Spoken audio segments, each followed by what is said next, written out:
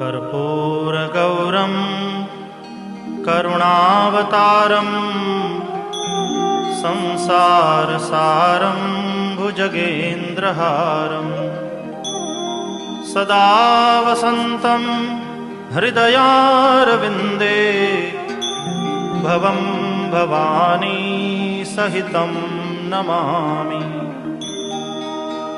मङ्गलं भगवान् शम्भुः मङ्गलं वृषभध्वजः मङ्गलं पार्वतीनाथो मङ्गलायतनोहरः।